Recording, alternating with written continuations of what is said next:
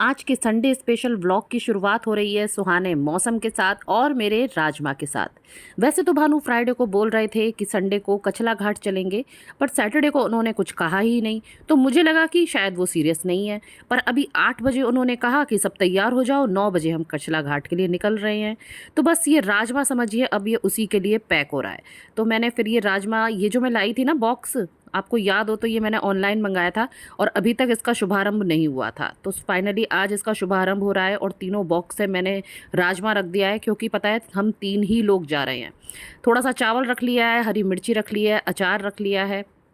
और ये जो लाल वाला देख रहे हैं ना, ये मौसी ने डाला है अचार, पता है बहुत ही टेस्टी ये उसका अचार है, मिर्च का अचार है। खैर मैं क्या बता रही थी, हाँ, तो हम तीनों ही जा रहे हैं, बच्चे नहीं जा रहे हैं। पता है क्या है, क्योंकि कल स्कूल खुल रहा है, तो मेरे तो दोनों ही बच्चों को बड़ी टेंशन सी है कि कल स्कूल खुल रहा है, हमारी तैयारी नहीं है, हमें कुछ तैयारी करनी है अपनी, और जो जो उनका काम अधूरा सा रह गया है वो पूरा करना है, बैग लगाना है और पता नहीं क्या क्या। वो तो बड़े टेंशन में थे, तो फिर हमने सोचा, भानु का तो मतलब पूरा मूड था कि जाना ही जाना है, तो हमने फिर यही फाइनल करा, बच्चे इस बार घर में रहेंगे, हम दोनों और मेरी सासू माँ, हम 3 लोग जा रहे हैं। तो वही 3 लोगों के हिसाब से यहाँ इस बैग में मैंने खाना पैक कर लिया है। सुबह की मॉर्निंग 4 ड्रिंक्स में से केवल 2 ही हो पाई हैं, और एक्सरसाइज को तो आप भूल ही जाइए। इन सब का तो मुझे बिल्कुल भी टाइम नहीं मिला, और ये हम सब लोग बिल्कुल ही राइट टाइम पे, यानी कि ये समय होगा करीब 9:10 का, हम लोग घर से निकल गए हैं। आज घूमने के हिसाब से मौसम भी काफ़ी अच्छा है, पूरे बादल बादल हो रहे हैं। बस मेरे को तो बच्चों की ही कमी लग रही है कि हाय मेरे बच्चे नहीं आए।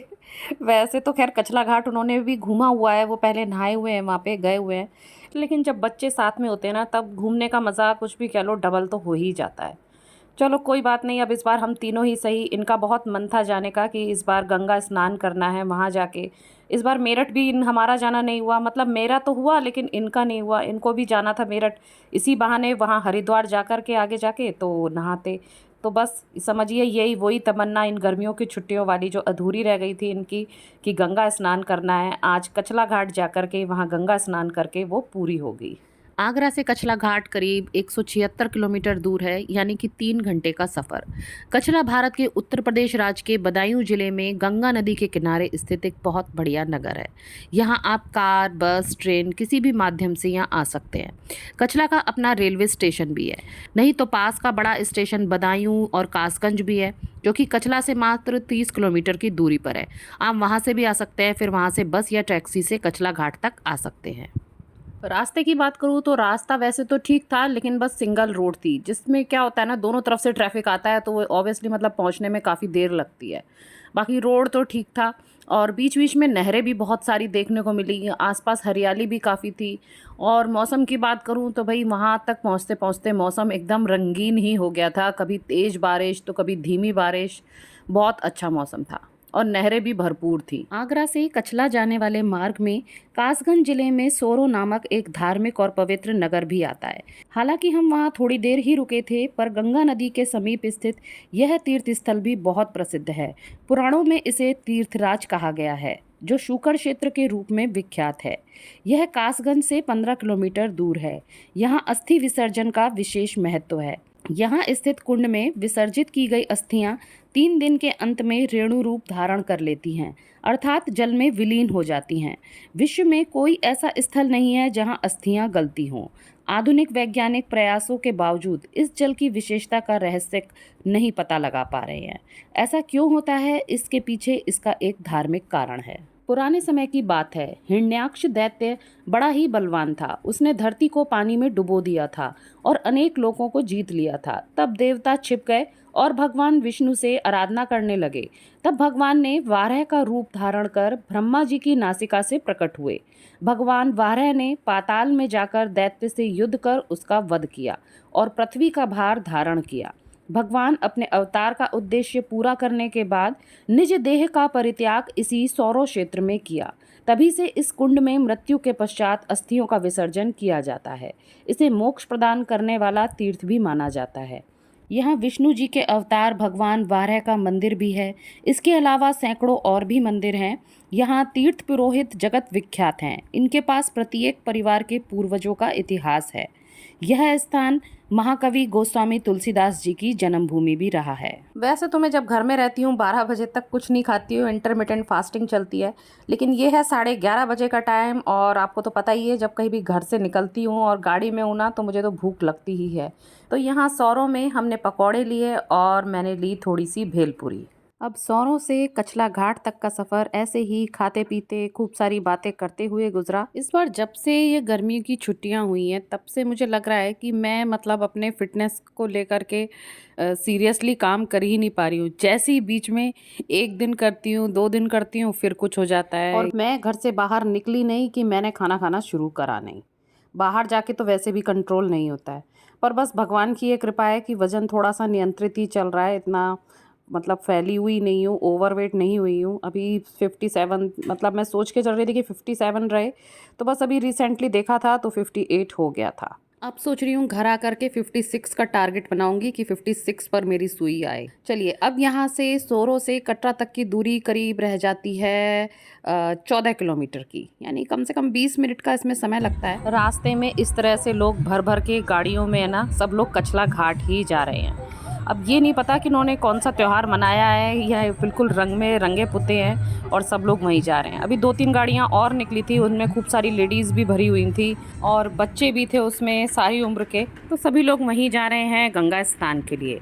अब ये जो आप सामने पुल देख रहे हैं ना, ये वाला, ये जा रहा है हमारा कछला घाट, इसके नीचे ही है, और लेफ़्ट में ये जा रहा है रेलवे का पुल, उसी के आगे रेलवे स्टेशन भी है। अब ब्रिज से उतर के राइट हैंड लेते हुए फिर हम लोग ये नीचे आ गए हैं। ये छोटा सा ऐसे ही यहाँ बाज़ार सजा हुआ है और फिर इसके आगे ये आ गया है घाट।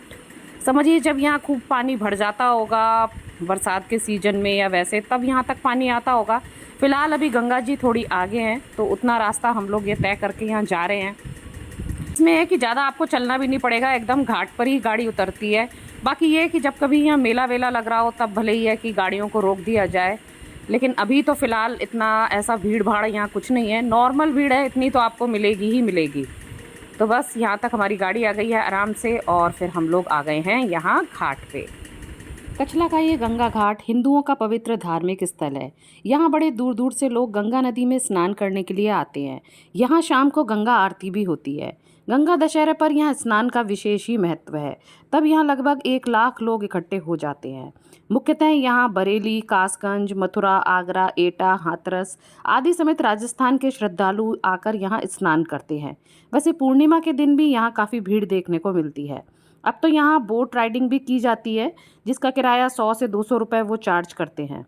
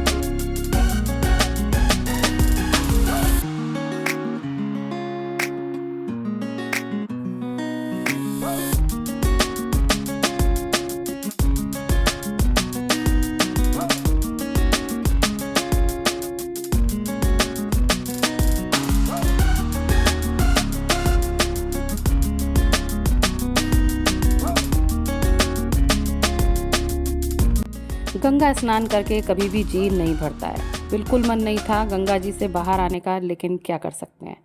और अगर बच्चे आए हुए होते ना, वो तो बिल्कुल ही नहीं निकलते, उन्हें तो घंटों हो जाते वो गंगा जी में ही रहते। खैर पानी में नहाना सबको ही पसंद है और ख़ास तौर से जब वो गंगा जी हों तो बात ही क्या है। चलिए इस बात पे सब लोग कहें हर हर गंगे।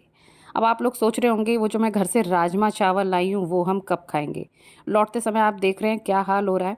मतलब जाते समय तो थोड़ी बहुत बारिश मिल गई थी, कभी कहीं कहीं कम ज़्यादा, लेकिन लौटते समय तो कुछ ज़्यादा ही बारिश हमें देखने को मिली। एकदम तड़ातड़ बारिश हो रही थी और खाना भी हमें खाना था। अब हमारा ब्रेकफास्ट हुए तो काफ़ी देर हो चुकी थी। फिर सोचा कि आगे चल के किसी ढाबे में खा लेंगे, लेकिन बारिश इतनी थी और इस रूट पे पता है ढाबे भी कम थे। तो फिर सोचा वही कि गाड़ी में ही बैठ के खाते हैं। तो एक है ना बहुत अच्छी सी है ना नहर बह रही थी, तो ये देखिए नहर के पास ही हमारी गाड़ी यहाँ लग गई है और फिर गाड़ी में बैठ के ही फिर हम लोगों ने खाना खाया।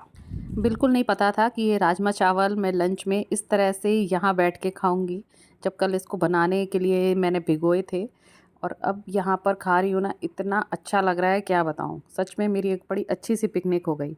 इस समय भी है ना बरसात हो रही है, लेकिन यहाँ इस नहर का मैं व्यू लेना चाह रही थी तो फिर मैं यहाँ बाहर आ गई। इतनी चौड़ी और इतनी बड़ी नहर थी ना, और इससे पहले भी एक नहर बह रही थी जो उस साइड थी, लेकिन बारिश हो रही थी तो फिर मैं उधर क्या ही जाती।